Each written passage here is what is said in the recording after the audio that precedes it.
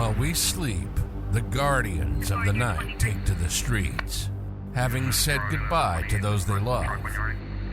Each other knowing they may never say these words again, they face the evil that we run from. They dedicate their lives to those that would hate them because they wear the badge. They wear the badge not for the glory or recognition, but for the passion to help others.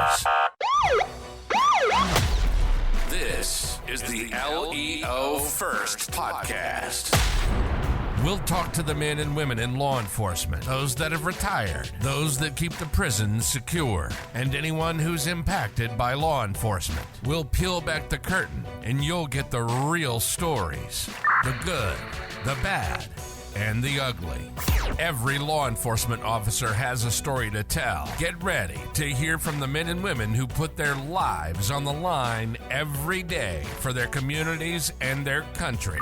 Welcome to the LEO First Podcast. Now, here's your host, Michael Laidler. Hey everybody, it's Michael Laidler, the host of the LEO First Podcast, and we are going into another exciting, fun-filled episode. We have my man on here, Donn Bradley. He's coming out of California. He is going to tell you guys about different methods, different strategies, and provide tips on how to help us better, or how to help us make us better. Sorry, guys. This is my second podcast, and hey, I'm a little tongue-tied, but needless to say, we're still going to rock and roll. You know what, guys? The cool things about this podcast, and I want everybody to understand, is that we bring guests on here that I believe will bring value to everybody. And I know our guest tonight, I know he's going to bring value. So make sure some of the things he tells you and some of the things he suggests that you take it serious, because we're not getting any younger. We're not getting any stronger without growing our minds. And that's what he's going to bring to tonight. He's going to bring it from a scientific standpoint. But the good thing about it, he's just an average Joe. He's an average person that realized that there was more out there, and he had to take what he was doing in this industry in a different way. So make sure you guys understand and listen and pay attention, because our guest is going to provide us with a lot of good content, and we're going to really bring you guys a lot. So we have talked about it in the green room. Our goal, and we're going to strive for it, is to stay as close to an hour as we can. We're going to push for it. We don't know if it's going to happen, but for the sake of you driving to and from work or going between calls for service, we're going to try our best to get there. You guys have heard me now talk more than enough, more than what I need to. We're going to switch it over to Donn. Donn Bradley, tell us who you are. Man, that is one hell of an intro right there, because that's when you get that kind of fire coming in. By the way, I appreciate the stumble at the beginning. That actually, he did that specifically for me, because I was feeling nervous. I am actually very nervous to be here, and I think part of the reason that we need to talk about this stuff is having the courage to be able to talk about those things that make us feel real uncomfortable. So I am a former police officer in Northern California who is now a therapist who works with first responders and military and their families and stuff like that, complex trauma, PTSD, different things like that. My journey to get here has been very interesting. I was born in Oregon, raised in Oklahoma, in the buckle of the Bible Belt. Everybody but us was going to hell. Very steeped in the stigma, of course. You know, men don't cry. That's what women do. That thing was screwed down pretty tight, and men's roles and women's roles were obviously very sort of, I will say, well defined. I won't say emotionally well defined, but that stigma was screwed down pretty tight. And then came out to California via New Mexico back in '94. Became a police officer in '98, and was with the Alameda County Sheriff's Department for a couple of years in the custodial setting. Saw some very interesting things there, and then went out to patrol in a town called Hayward, which is just south of Oakland, and it's a lot of interesting, lot of stuff. Gave me a very, very good insight into the struggle that the officers are having, especially now being able to hear the stories and have my finger sort of on the pulse, because that's honestly, that's why I'm here, because I can't even watch the news anymore, because it's just seeing all the people struggling with mental health, especially the first responders and the ones that take their life. And it hurts my heart. And because I know that I can help. I actually know that I can help, right? Because I traveled a different path that brought me to a different place. And it is a story that I think has resonated with people. So it's made it really, really, I won't say easy, but my approach has made it where people want to hear it. They're actually listening to it. It's sinking in. And it's honestly, the thing that I wanted to talk about specifically is basically the first session that I do now. It's the first session for every client that I have. Perfect. And the reason I do it is because we have to start with awareness. We have to kind of realize like really where we're at and start from there. And I'm dancing around it a little bit because the terminology I want to use is very sort of tactical, right? I want to be able to appeal to the people that put the gadgets on their belt. I know about that stuff. I know that the tough guy. I'm appealing to the caveman, basically the cave person that says, feelings are bullshit. And I want the people who don't want to come in and see me. Right. Before we get into that session, you said it, and I'm going to draw it out of you. And I think you're at a self-awareness point in your life where you have no problem sharing it. You said there's a story that got you from police to therapist, or multiple stories. So, of course, because we always want to let people know where we start and where we're going. What was that? Was there one story, one significant incident that happened in your life, or was it like a number of traumatic incidents? Oh, I'm sorry, I didn't mean to laugh. That wasn't meant at you. That was like, well, no, it was if any first responder of any length has actually done the job, and you ask them the question, is it just one story? Is it just more than one story? They'll kind of chuckle, because they're like, you must be joking. Yeah. Let me Which story? Of all the crap, right? But it was, let's see. When I think back, and I don't like necessarily think back on a lot of this stuff, especially in detail, but occasionally you have to be able to use the painful things that happen to you in benefit of somebody else, right? But the first dead body I see just falls apart, and I'm like, and I got a attaboy for professionalism that was honestly shock, because when I saw it, I was just stuck. And they're like, hey, good job, you didn't show emotions when you did that, when that thing happened. And when I thought about it, the more I thought about it, I was like, what the fuck did I just see? Yeah. Right. Well, you didn't have time to have an emotion. Well, that's the thing too. I want to make sure that people understand is that first responders, they've got a mechanism that specifically has to shove it down into a container, because you got to take care of business, right? Correct. Well, if you exercise that muscle over and over and over again, it's going to be the strongest thing. You're going to use it everywhere because it's the strongest muscle, right?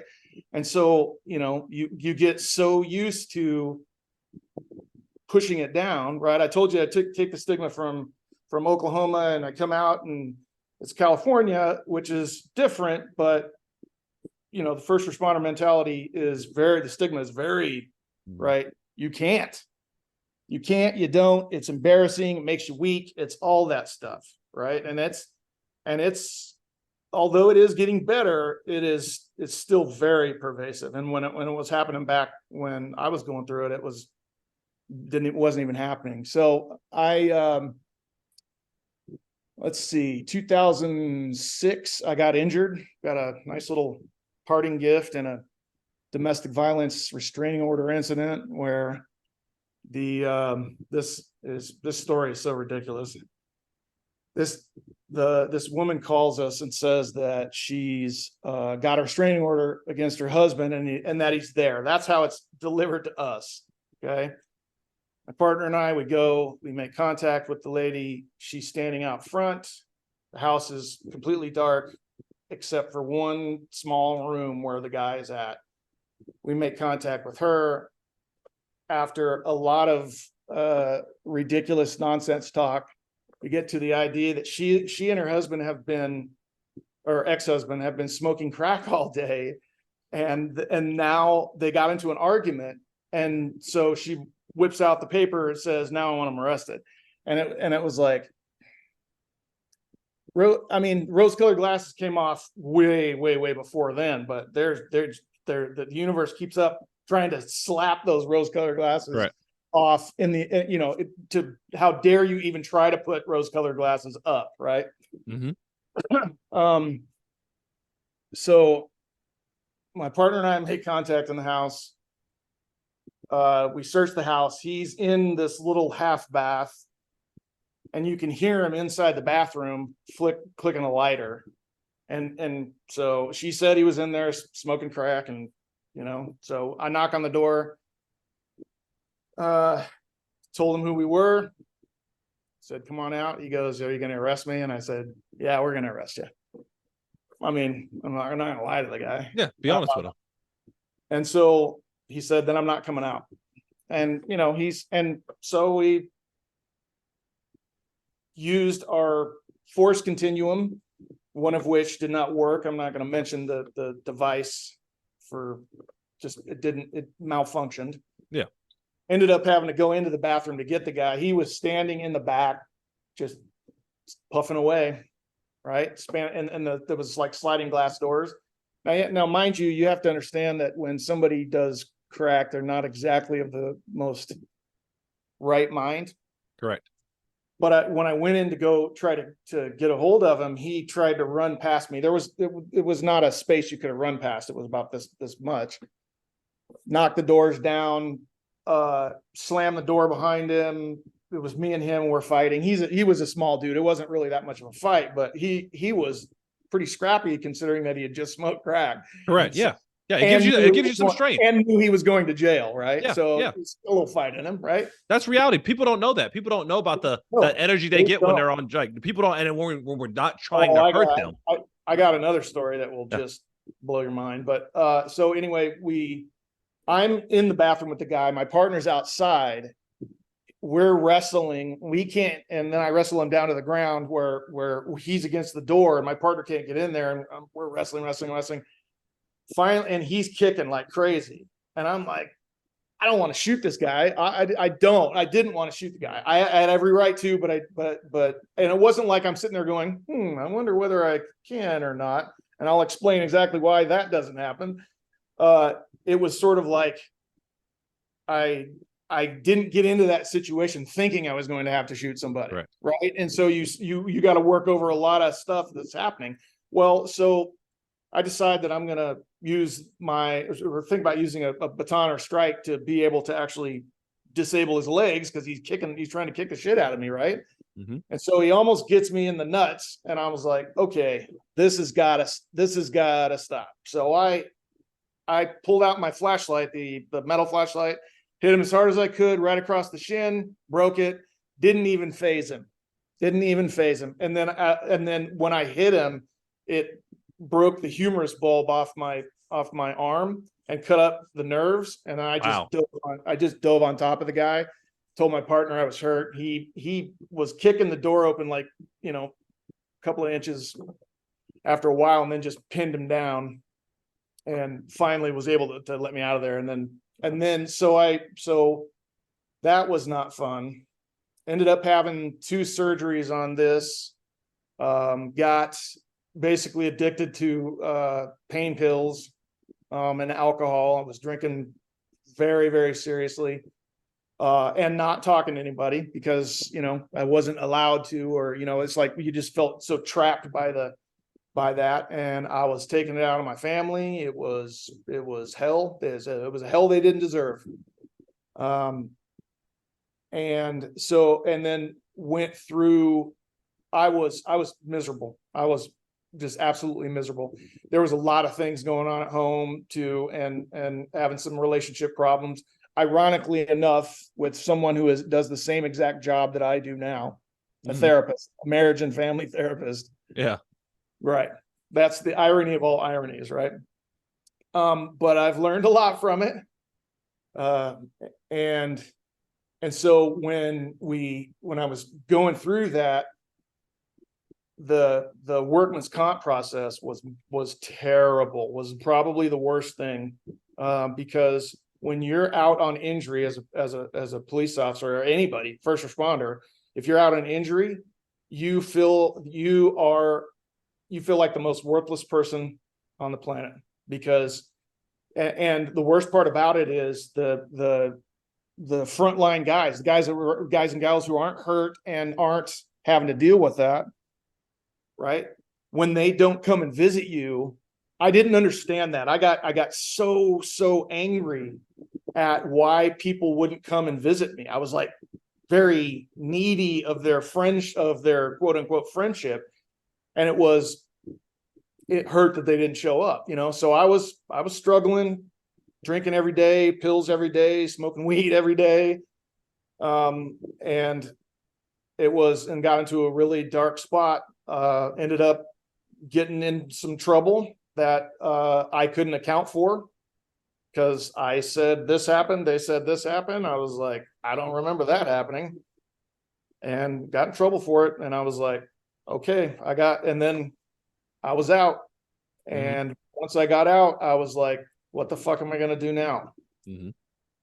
And it was a real kick in the nuts, because that process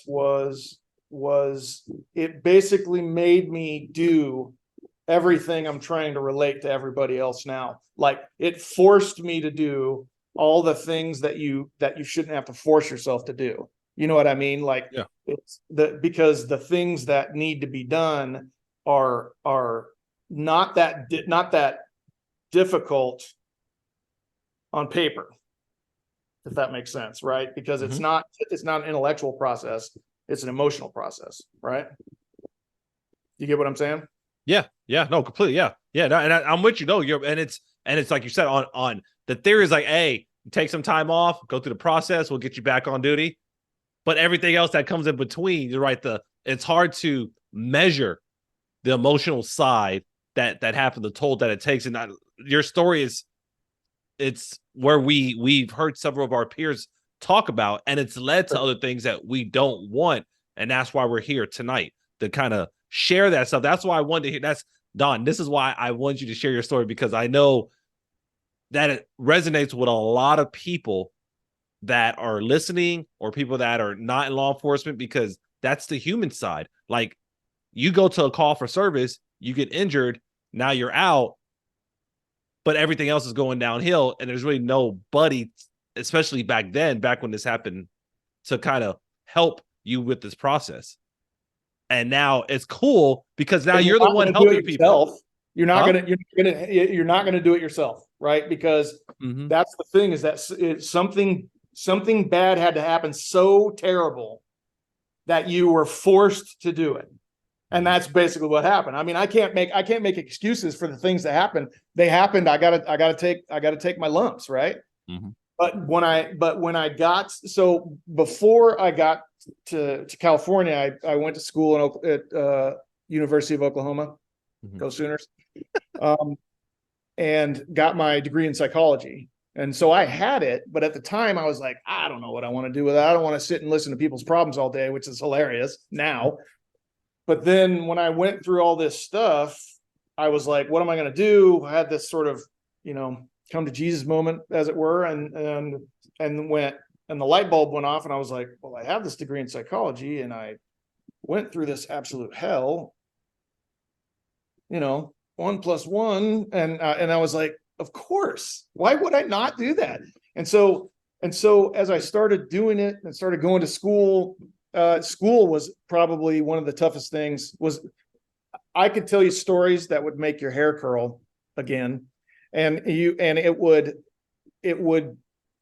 it's nothing compared to how devastating school was, believe it or not. Wow. Because just having to, well, it was the mentality against law enforcement, right? That it was a very much, considering that I'm a white male adult who actually represents law enforcement in the most liberal profession, in a liberal college in the most liberal state, I became the devil, and it became apparent, and I was like, this is foreign to me, because I'm here to try to help people, but I'm being told that I'm the bad guy. Correct. Right? Opposite. Which is like, and I had a hard time kind of navigating that, because so many people told me I was the bad guy, and I was like, but I told you my story. I was vulnerable with you. I submitted to the process because I knew what I needed to do to be able to get through it. Or actually, I didn't know what I needed to do, but I know that it would be uncomfortable, and that I would sort of have to kind of do the tough version of the emotional tough version. Right.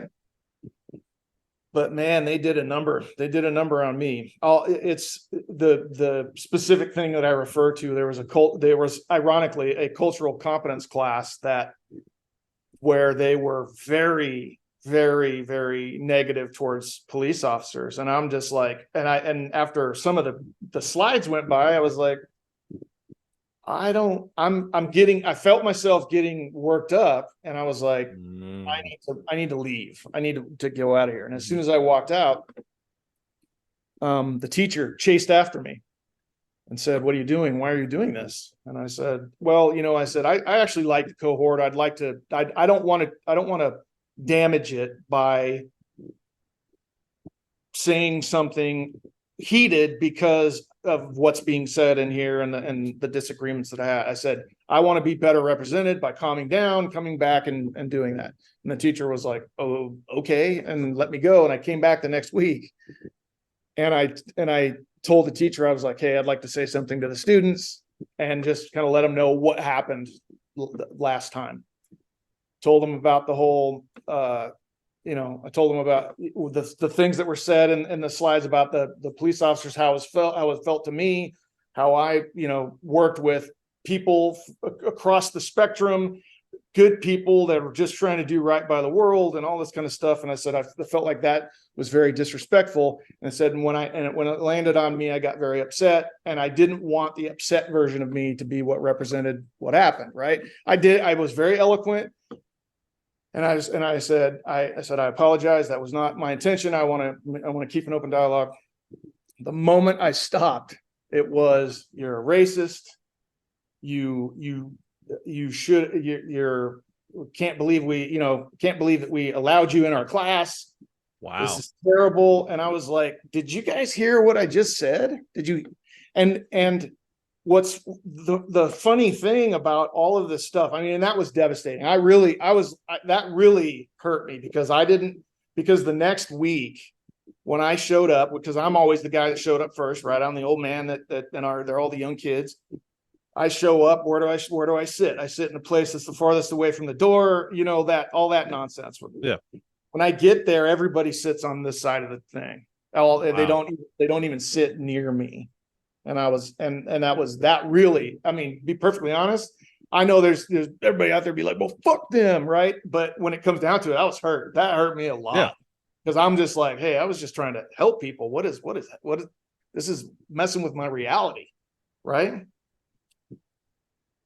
Whew, that's a tough one. So beside all that, the thing that I noticed in the profession is that the profession doesn't know how to sort of deal with first responders, right? There's a cultural competence that that you can't fake, because first responders can sniff out bullshit like that easily, right? And that's the reason that I wanted to try to make something like this as genuine as possible, is because they can sniff that bullshit out, right? And I wanted to try to be myself, and trying to be yourself in that profession, myself being a person who's trained to be a first responder, in that environment, it was like I was swimming upriver the whole freaking time. Yeah, it's tough. Well, even in the nonprofits and stuff like that, it was, I just want to help. Just let me do my job, and and I'll motor through this. But the key thing is that all this stuff in the past, I don't know, 6 years since I've been doing this, that this message that I have is this sort of this first message comes from sort of bridging the gap between what the profession is trying to do and the people that they're trying to work with. Right? Okay. Does that make sense? Mm-hmm. Because I use a lot of analogy and metaphor to paint pictures, because I figure that if you can get a picture in your head, that's your picture. If I say, think of an elephant, and you think of an elephant, you've got an elephant in your head, right? Well, if I attach a lesson to your elephant, every time you see an elephant, you're going to think of that lesson, right? Yeah. Okay. So that's why I use this, because not because the people that I'm talking with are stupid, but because they don't have a long attention span for this particular crap, be perfectly honest. And they're coming from a different kind of direction, right? So there needs to be kind of a logical breakdown. And so I use this analogy and metaphor to present the three things that people need to do in order for change to actually occur. It sounds I'm going to tell you what they are. You're going to listen to them and you're going to be like, it's the most obvious, of course, right? And when I tell you them, though, I want you to understand that they're a lot more insidious than people realize, right? So I'm gonna emphasize that, so people kind of hang on each one of them to understand that there's a lot more. It's a lot more rooted in than we realize. So don't roll your eyes, because there's a reason I'm saying that. Is because I have that, I have experience that suggests that it's a lot harder than it sounds, right? Mm-hmm. When I did the whole police officer thing, I did the anti-terrorism stuff, after 9/11, I did the advanced interview interrogation, wanted to learn how to read people's facial expressions, stuff like that. Because I wanted to be the frontline guy that caught them, next time. I didn't want it to happen, the usual stuff, right? So using that advanced interview and interrogation stuff, it's served me pretty well in the therapeutic setting, because I can tell people, you can lie all you want, you're just not lying to me. And so what happens is all these masks that people want to bring in, they just go, just don't even bring them in, because there's no point in doing that, right? And so I've found that it's resonated a lot with the people that absolutely just don't want to be there. The most therapeutically resistant people you can possibly imagine are the ones that this sort of resonates with, right? Because that imagery, that it sneaks in. That's why I use this tactical language, because it kind of sneaks in.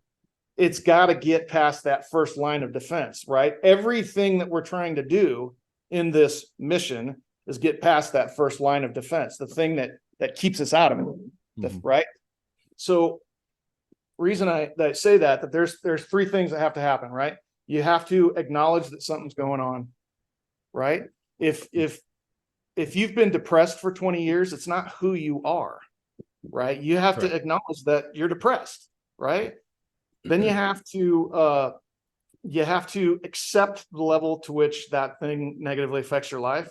First responders are really good with this one, because they do I only drink a little bit, right? Yeah, I only drink a little bit. Yes, everybody else is fucking alcoholic, but until it changes in you, it's not going to budge, right? Correct. The third and most important step, and then most insidious step, I will get to here in a second, because I think I need to go through some other stuff first and sort of leave that as my mic drop moment, if you want to call it. Okay. All right. Come on. So the reason I use the analogy and metaphor is because you can have this picture. Like I said, you have this picture in your head that can kind of stay with you, and sort of imprint on you. But I try to simplify. You talked about this being a scientific message. My friend, I cannot express enough how non-scientific this actually is. Okay. Right? All right. I say that because it's meant meant for self-awareness, as a motivational tool. And so if you imagine like a fidget toy or something that you grab that reminds you of something, right? It's the icon that opens up into this big lesson about things, right? And one of the things that people are forgetting is that we're human beings. Every person on this planet is a human being first. That's the thing we need to realize. If people understood this and had this as a sort of a foundational understanding of their daily life, I am embarrassed to be sitting here talking with you about this, because I feel like I deal with imposter syndrome. I'm like, who the hell am I, right? Face for radio. I understand that, and I'm not trying to be the guy on the billboard. But it's when I think about how we're sort of holding ourselves back, excuse me, it's because we're not doing that third step, right? And so when I tell people about their humanity, it's important that you understand that because you're a human being, these body systems that and don't know and are consciously aware of and subconsciously aware of, things like that, you've got to understand them, and how they sort of point you in the direction that you're sort of going, right? Okay. When human beings are born, all they want to do is survive, right? They want breathe in, breathe out, sleep when you're tired, eat when you're hungry, run when you're scared, propagate the species, right? That's that basic thing that's the first stuff that starts out, right? So let's say this, I'm gonna scoot over here. Let's say this is your hand right here, right? You're holding your hand up. This is that first little peanut that grows up whenever you're born, right? Fight, flight, faint, or freeze. I can't express enough how non-scientific this is, but if you understand this little two-party system here, you'll be a little bit more forgiving to yourself, right? So fight, flight, faint, or freeze. The reason that the SWAT guys, the military guys, and the fire guys all train over and over and over and over and over again is because when the shit goes down, they need a survival script that makes sure that they survive, right? That's because when this thing turns so when we get this when we're born, right? We develop our higher functions, logic, reasoning, stuff like that, right? But if you look what's tucked way deep in the core of this: fight, flight, faint, or freeze. Because when this turns on, all of this turns off. Correct. Okay.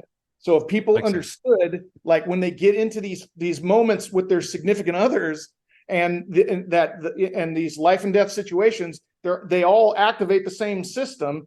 And the only thing is that whenever this thing turns on, your only goal is to turn it off.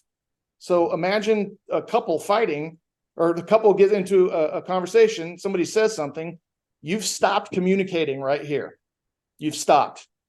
Even though the other person is like, no, I must find out the answer. Click. Next thing you know, this is two rams on a hillside, right? Because until you turn these off, the true representation of yourself is not there. This is the mainframe. And why do you want 1/10 of your brain, right? And for police and fire and the military guys, when this thing turns on, I got a mission. I got to, and that's why I'm talking about this. It's a mission, right? Because when you've got to have that singular focus to be able to stay alive. Well, if you think about the population that with whom I'm talking, when you hone that thing down to a razor sharpness, the thought of an emotion coming out is life threatening, right? To somebody that believes that that's true, that emotions are poison, or that it's weak or whatever, right? But here's the thing. As somebody who's seen his share of death all the way to the end, and in some cases, many that are still there whenever my eyes are closed, the bill is coming due.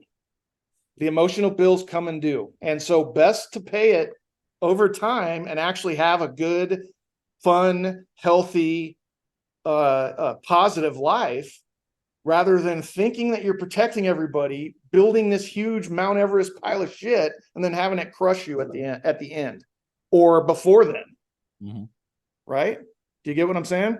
Yeah. Because definitely it if you're not paying attention, it will definitely crush you. Well, it's if people understood that these weights, if you look at them like weights, right? You bear this weight and feel like you have to bear the weight, right? Like it's your obligation because of this, you have to bear the weight and you can never put it down. But I tell people, I say it to like the world's strongest man competition. You've seen that, right? Mm-hmm. Strongest human beings in the world, lifting world records amounts of weight for world records amounts of time. When they finally put that weight down, does that mean that they're weak, or does it just mean that they've been waiting for too long? Or it's time. It's time to put the weight down. It doesn't mean you're weak. It's in fact quite the opposite, right? Because if you can find the strength to put it down, mm-hmm. then you show other people that it's okay, right? And that's the thing, is that I'm seeing these posts about these officers taking their lives, and it's terrible. It's absolutely terrible. It's rough.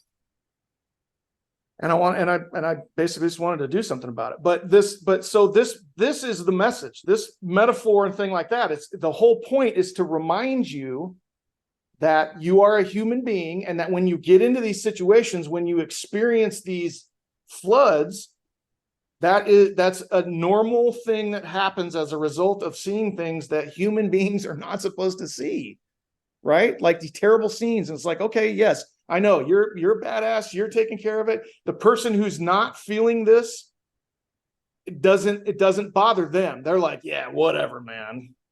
All the while, we're preparing our whole entire lives for the battle that comes from the outside in. We spend zero time preparing for the battle that comes from the inside out. And yet that whole time, we're just pumping it full of this stuff, these terrible scenes, these things that have affect how we treat our families, right? Everything. How we treat ourselves.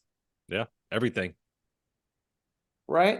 And so the what you're seeing back here, what do you see back up on the board over here? The new mission. What is this? What does it say? 4 greater than 2. 4 is greater than 2. That is a mathematical certainty, is it not? It's there's really no way to kind of overcome now. Yes, there's no way to. I haven't seen anybody prove that wrong yet. That's the whole point, right? Because it's meant to be that thing that kind of hooks in your brain, that tactical language, right?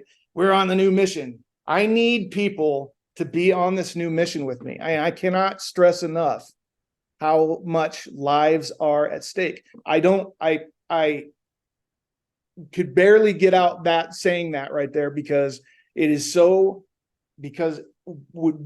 got to do this. This is the first thing that needs to happen in every session, is the third step in the 3 things that have to happen, right? I'm not this is, in fact, this says the new mission, right? There's a little asterisk right here. It's not so new. It's not so new. And that's why I feel kind of embarrassed, because when I tell this stuff, it's catchy and it resonates with people. And I've had people who've never been to therapy ever, who curse it, cry in the first session, and do all that kind of stuff. I'm not trying to be that cheese ball. I'm not trying to wear a question mark coat and sell shit on late night TV. I don't want that. In fact, if it were up to me, I'd Men in Black your ass and say, take the message and go with it, because start at that. No, well, because I just want to be able to work with people one-on-one, but the problem's bigger than that. And so I feel like if you got the capability, you have the responsibility, right? Yeah. So you have the capability. You ever been to the fair? Yes, a few times. Okay. Of course you have, right? I went to the OU Texas Fair, the State Fair. That's one of my favorite gigs in the whole. Yeah. Right? What do you think of whenever you go to the fair? It's a lot of people out there. Funnel cake, corn dogs. You take a deep breath. What do you smell? Right? You smell the fried foods. It's just right.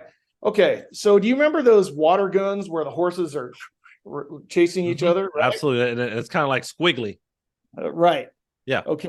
So you got that picture in your head? I do. All right. So here's the thing. Remember I told you, so every person in the world has this, right? Because that's what they're born with. Yeah. Whether we use them or not is remains to be seen. But it does. I don't care who you are. I don't care how you identify. I don't care where you live. If you are standing on this grain of sand hurtling through space, this applies to you. And so I'm trying to get everybody to understand that this applies to you first before everything else, because it's a body system, right? And so you understand this part and understand that whenever this turns on, all of the good ideas and all the things that everybody talked about in the plans and stuff like that go right out the frickin' door. It's the training that does it.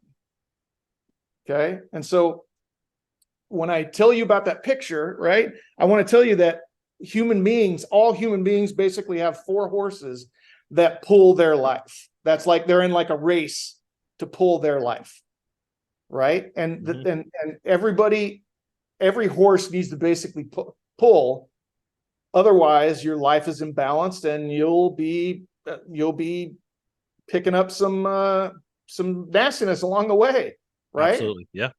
And so I'm sure a lot of people can resonate with the nastiness about which I speak, right? So we've got 4 horses. There's the physical horse, right? That's the one that's like your physical identity. That's it, whether you're a big person or a small person, if you're sick all the time, if you're a gym bro, whatever. It's basically a spectrum on which everybody lands. Everybody is a physical being, right? And you're responsible for it. It's a space in your life. Okay. Then there's the intellectual horse, right? Book smart versus street smart, or somewhere in between. Okay. Spectrum, right? Then there's the social horse. That's the one that's like loner versus cool kid in the group, right? Or somewhere in between.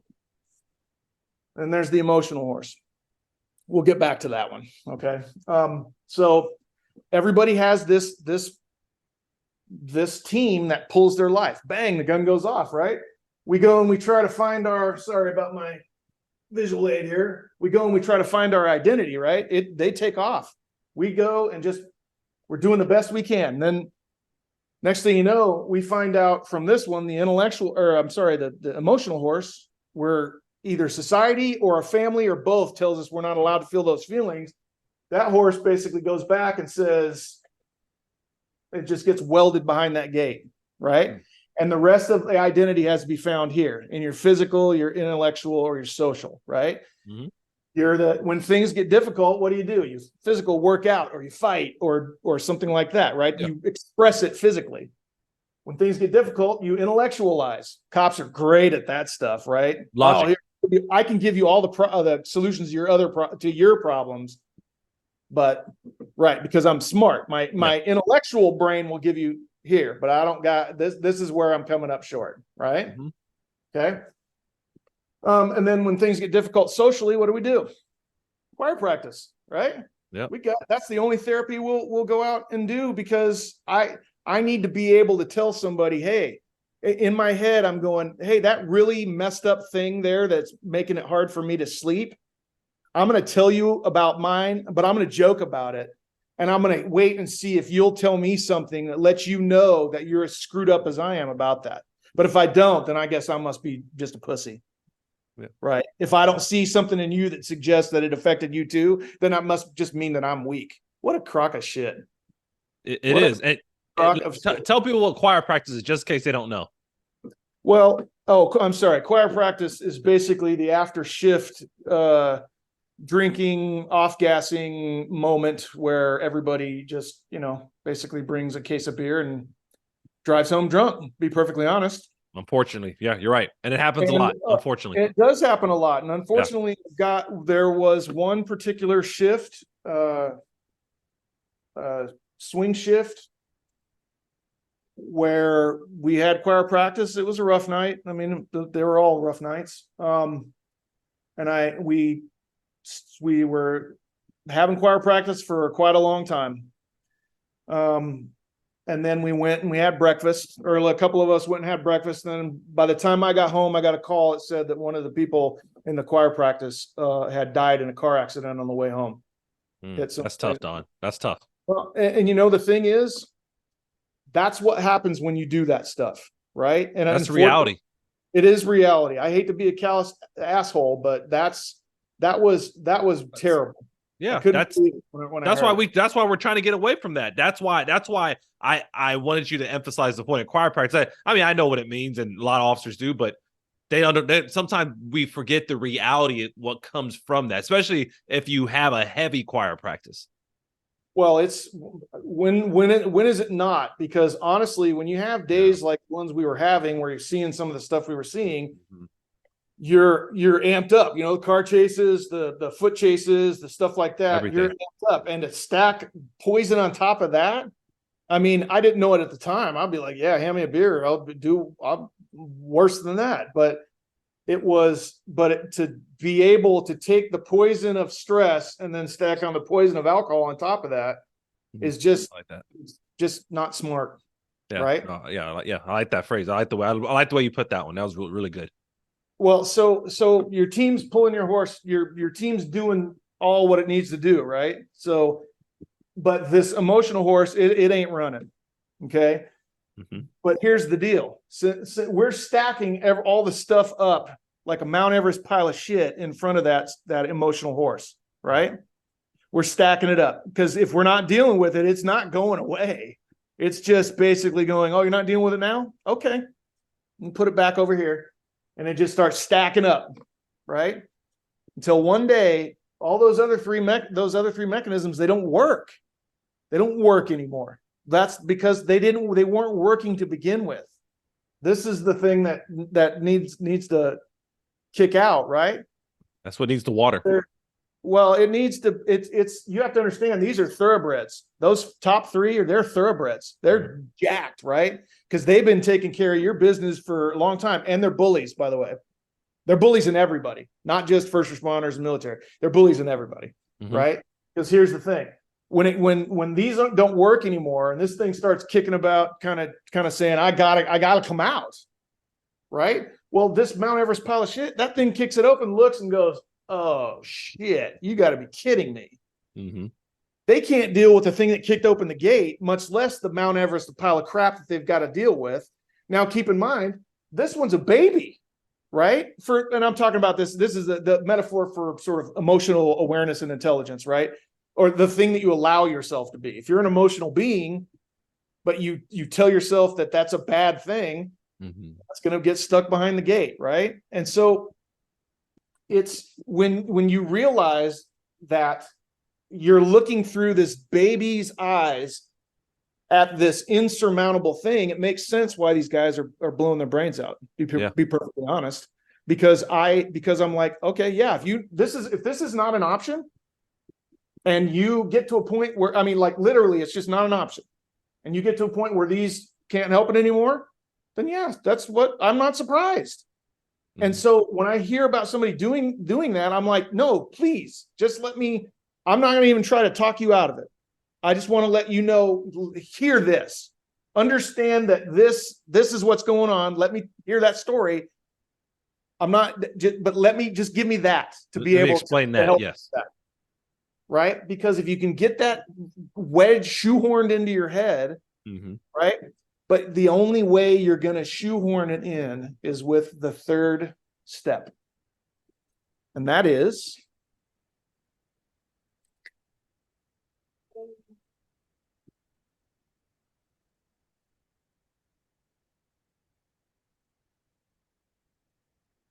you have to give yourself permission.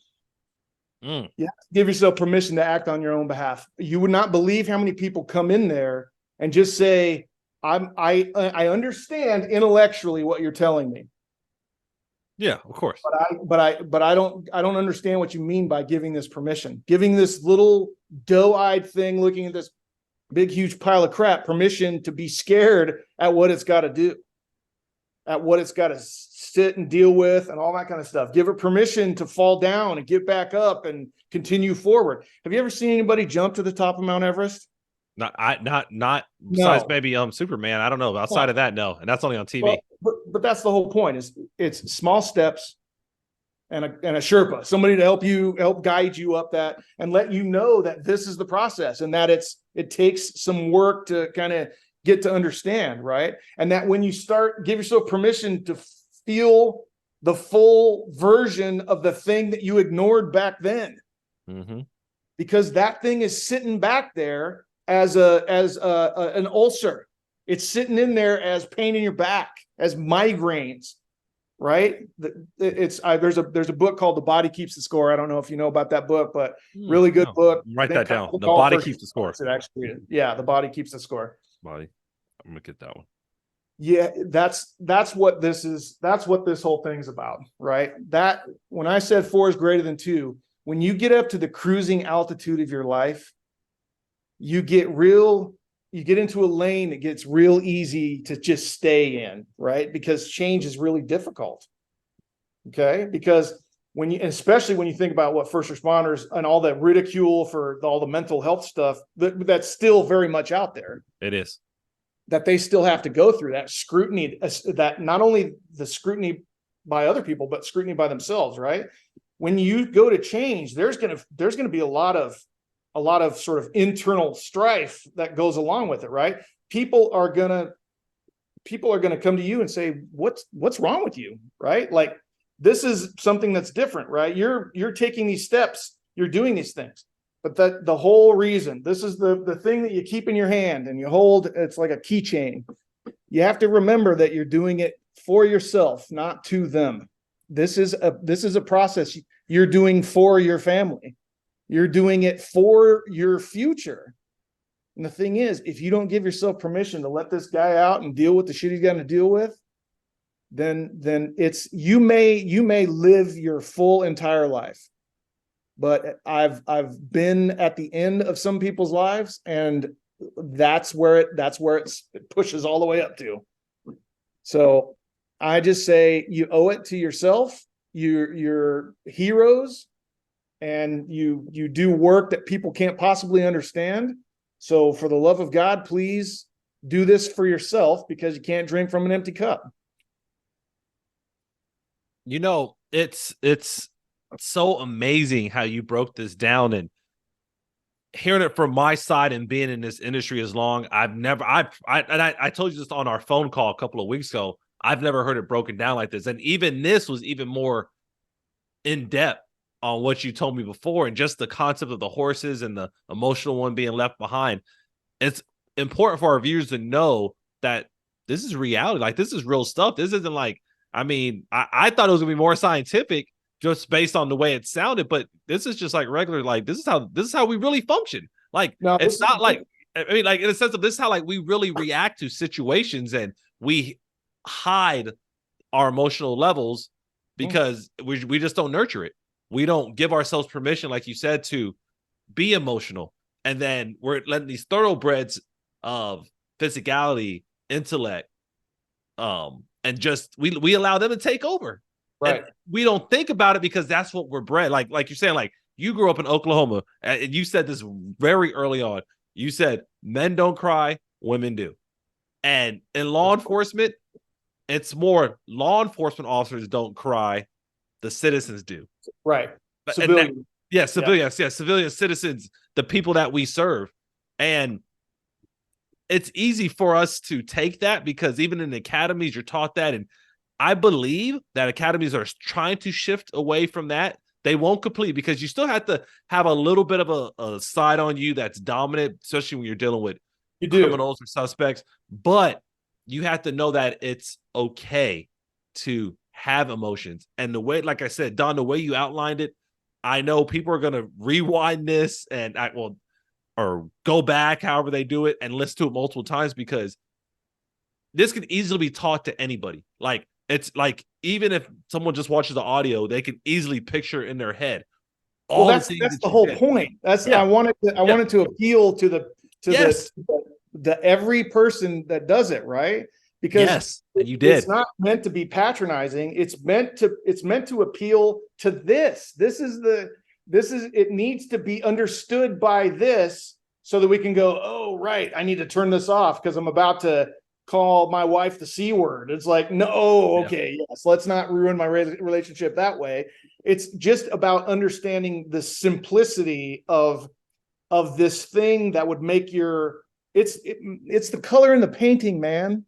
It's the color in the painting. If you exercise this horse and get that team up and running, it allows you to have conversations that actually mean something. It allows you to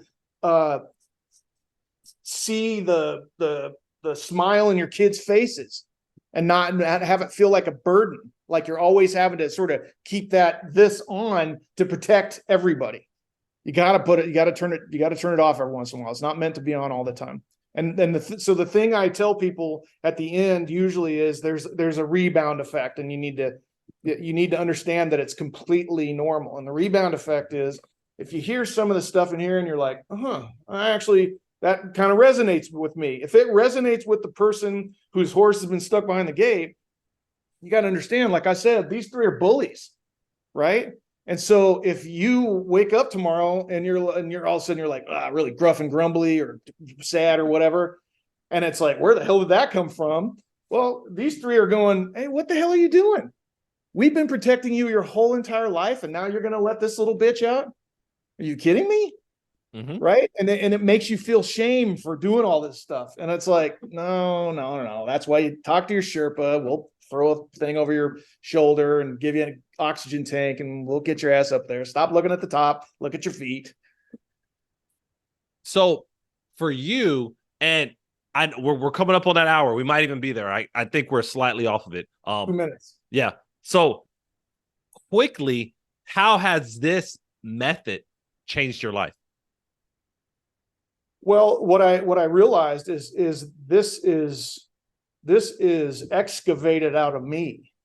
This was one of those things where I'm like, I kind of the caveman had to scratch my head and go, this stuff, it resonated with me because I needed to understand it in an applicable way. And the applicable way is, hey, here's your 4 horses. Okay. Imagine that, and using that analogy and metaphor to go to, do you understand this concept that you are trying to balance out your life by understanding that this is something that you're not going to be able to avoid?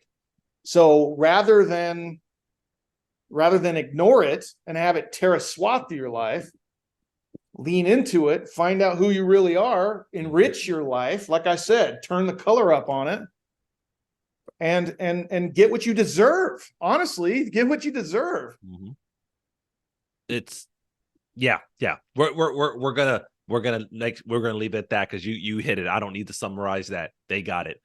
If people are looking for you, Donn, and they say, hey, you know what? We loved your message tonight and we want to connect with you more, how can they reach you?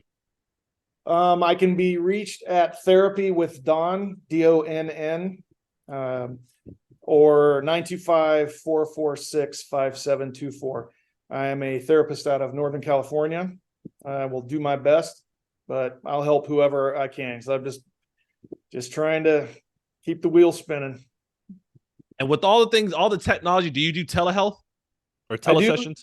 I do telehealth as well, but state of California being as restrictive as it is requires that I'm telehealth to people in California. That's it. That's got to stay in California. Oh, okay. That's why I asked. Okay. Now, that being said, what we talked about tonight is not therapeutic. It's motivational. Correct. Yes. I'm all about motivating people to try to get, because honestly, I don't see this as a long-term thing.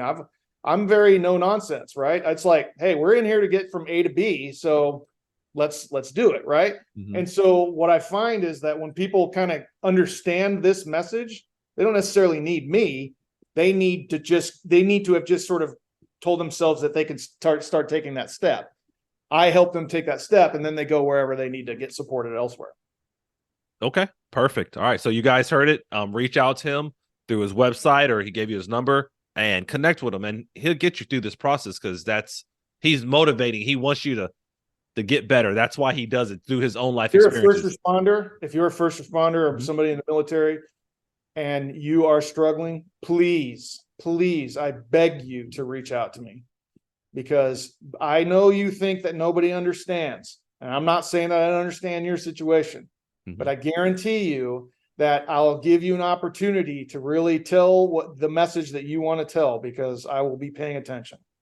Okay, y'all heard it. Hey, y'all want the real deal? Donn's gonna be that guy. Donn, what final words do you have for the audience? All I can say is give yourself permission. Find out where you're not. Find out how you stand in your own way, and listen to the voices that tell you stuff, and make sure that they're your own. And if they're not, bid them farewell. I like that. And you guys know, anybody that knows Michael Laitler, they know I'm a very simple person, and I love simple strategies. I love simple concepts because I don't try to overthink things.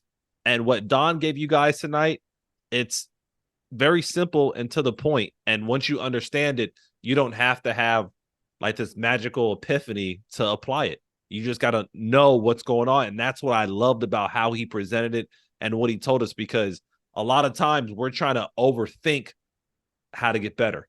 And when we do that, we find ourselves not doing it because we're trying so hard to overcome some issue. But we're just like, guys, just give yourself permission. Like you said, just give it and go from there. So once again, guys, we wanted to make sure we kept ourselves within our time frames, which I think if we did, then we went a little bit over, but not much. But guys, we appreciate you guys tuning in. We appreciate you watching, listening, replaying it, sharing it. And if you have any questions, if you have any concerns, as I always tell you on every episode, you know there's at least 2 people that you can reach out to and go to help. It's your host, Michael Laitler, and then whatever guest I have on, which is Donn Bradley. We are here. We want to see you guys thrive because we know through our own experiences how hard this industry is. And the last thing we want is for you to take your life or to make a bad decision because you didn't know how to handle some of the things that you had come in front of you. So once again, guys and gals, just because you can't see it now doesn't mean it's not there. Exactly. Ladies, gentlemen, we thank you for your time. We thank you for everything you do. Stay safe and have a great day. You've been listening to the LEO First Podcast. Michael has been in law enforcement since 2005. He's worked for 3 law enforcement agencies in 3 different states. He's a professional speaker who travels the country teaching about leadership development and self-awareness. And he's the author of a book called Greatness Beyond the Badge, The 3 Key Principles for Self-Awareness. It's Michael's passion to bring law enforcement members' stories to the front, so you get the real and raw take. We hope you've enjoyed the show. Make sure to like, rate, and review. And we'll be back soon. But in the meantime, hook up with Michael on YouTube, Instagram, and LinkedIn at Michael Laitler, on Twitter at Michael A. Laitler, on Facebook at Michael Laitler Leadership. Send an email to michael@michaelalaitler.com and hit the website at michaelalaitler.com. See you next time on the LEO First Podcast.